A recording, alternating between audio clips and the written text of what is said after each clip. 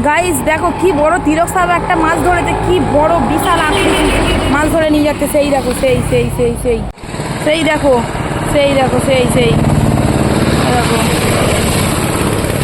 আমি এখন মনাকে স্কুলে দিতে নিয়ে যাচ্ছি, আর এই স্কুলে এসে গেছে সামনে ইলেকট্রিক অফিসেই। আর এই দেখো তিলক সাপটা দেখছো কেমন, দেখো নিয়ে যাচ্ছে, দেখো তিলক সাপ মাছ ধরেছে, বিশাল বড় আকৃতির একটা মাছ, বাপরে বাপ। চলো,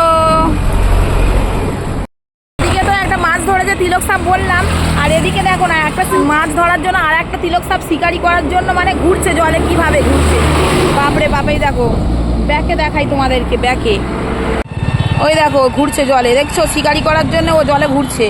আর একটা তো ডাঙায়, সেইখানে ডাঙার মধ্যে উঠে গেছে গিয়ে খাচ্ছে, আর ওটা হচ্ছে শিকারি করার জন্য ও জলে করছে, এই যে শিকারি করার জন্য জলে ঘুরছে।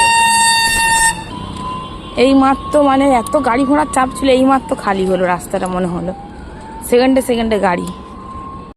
প্রচণ্ড রৌদ্র, চলে এলাম এখন মনার স্কুলে, আর এখন একটু দাঁড়াতে হবে, 2-3 মিনিট বাকি আছে। এই যে মনার স্কুলের গেট, এটা এই যে মনার স্কুলের গেট, এখানে দাঁড়িয়ে আছি এখন।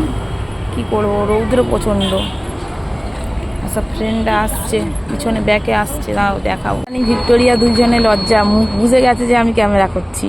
দেখো না মহারানী ভিক্টোরিয়া এখনো আসছে না, মুখে কাপড় দিয়ে আছে, বুঝে গেছে ওর ভিডিও করছি।